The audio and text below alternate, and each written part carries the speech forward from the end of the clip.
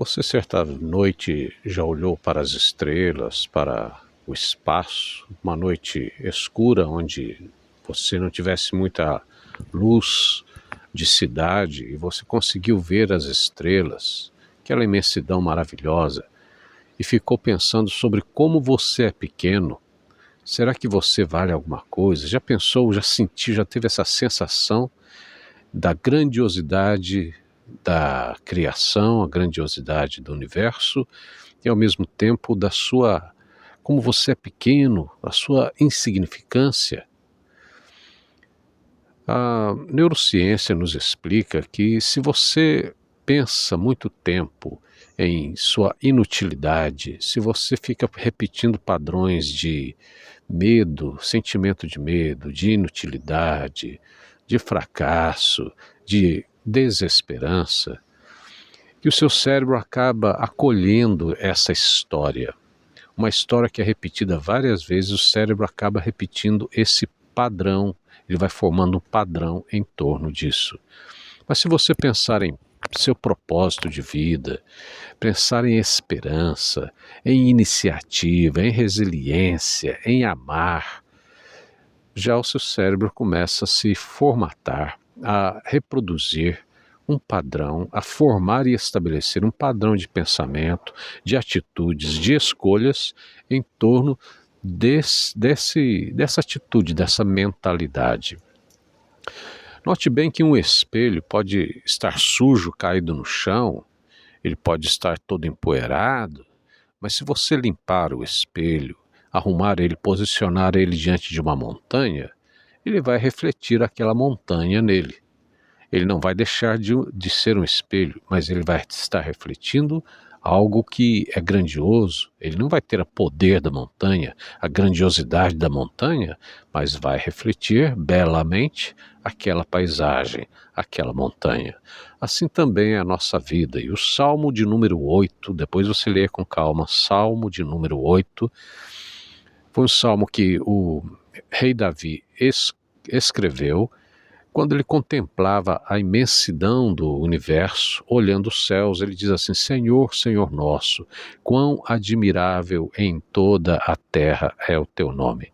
Ele observou as estrelas, ele observou o firmamento, ele observou as florestas, observou os animais, observou a criação, e em tudo ele passou a perceber a grandeza, a magnitude, a beleza de Deus expressa em todas as assinaturas que ele deixou no cosmos, que ele deixou no universo.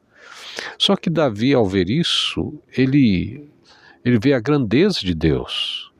Ele não perde a identidade humana. Ele pensa assim que o ser humano é um privilegiado, porque Deus criou o ser humano à sua imagem e semelhança. Ao invés dele pensar que o ser humano é ruim, está jogado às traças, ele pensou o contrário. Ele pensou: nós temos uma identidade, nós fomos criados por Deus. É desta forma que você deve aprender lendo o Salmo 8. Ele mostra que você, que nós, que o ser humano é uma micro-representação de Deus. Quando o texto diz ali que nós fomos feitos um pouco menores que Deus, não quer dizer que você seja Deus, não quer dizer que sejamos poderosos como Deus, mas quer dizer que somos representantes dele aqui nessa dimensão e que devemos, portanto, exalar, viver a bondade, viver a justiça, praticar a bondade, praticar a justiça, disseminar a esperança, o cuidado para com a natureza, o cuidado para com o nosso próximo, o cuidado para com a família. Portanto, ser uma micro-representação de Deus não quer dizer ter um ego forte acima dos outros, não quer dizer ficar comandando, mandando na vida dos outros, mas quer dizer você expressar o amor de Deus na sua família, expressar cuidado na sociedade, no seu trabalho. Você expressa cuidado, expressa gentileza no seu trabalho, na sua equipe, naquilo que você faz, por onde você anda, no trânsito, no convívio com as pessoas.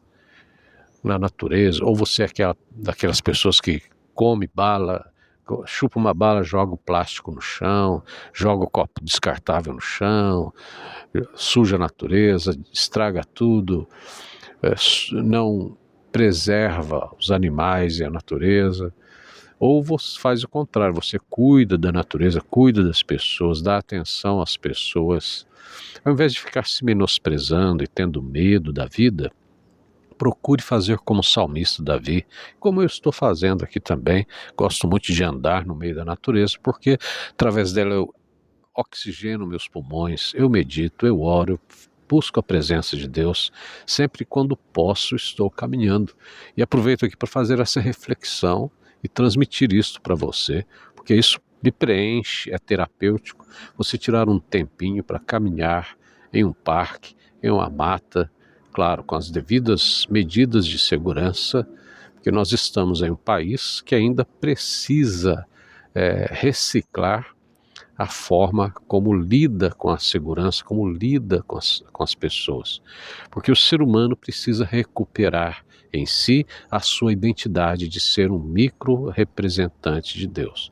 Enquanto os seres humanos ficam pensando em tomar o que é dos outros, roubar os outros, praticar crimes, como às vezes nós vemos, que uma parte do governo parece ficar dando muita abertura para a criminalidade, como se a criminalidade fosse vítima da sociedade.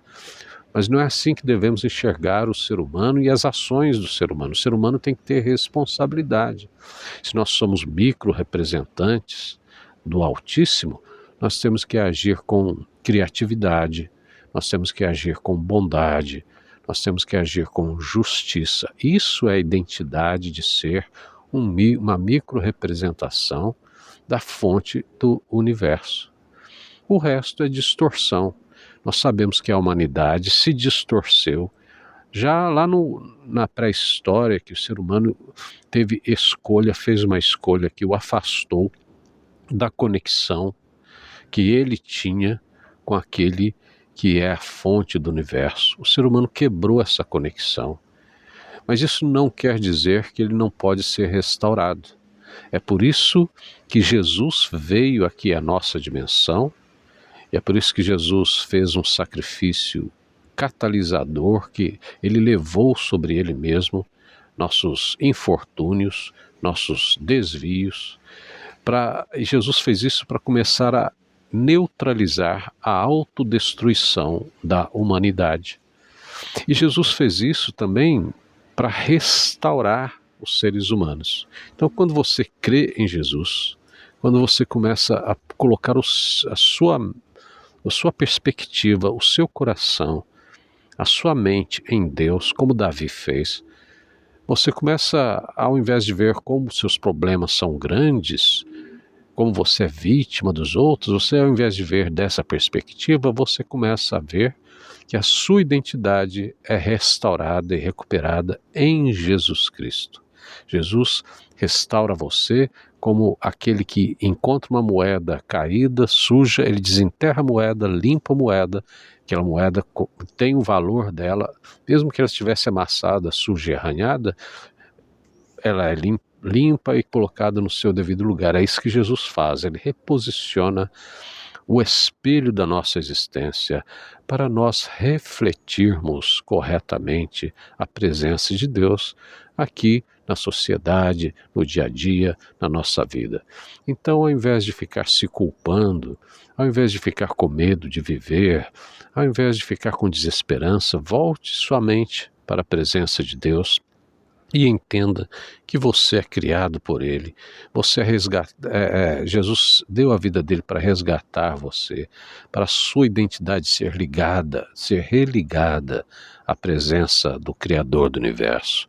E a partir de então sua vida vai ser transformada.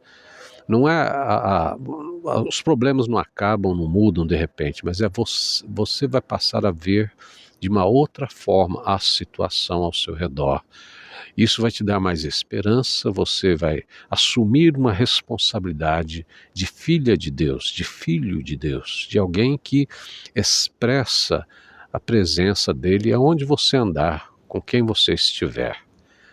Não deixe de dar o seu like aí na nossa mensagem. Muita gente assiste, esquece de dar o like. O like ajuda a favorecer essa mensagem de ir para mais pessoas, certo? Então dê o seu like e também ponha seu comentário aí.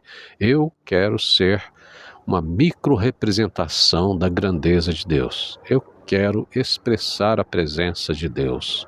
Coloque aí nos comentários e que Deus abençoe a sua vida. Graça e paz e até mais.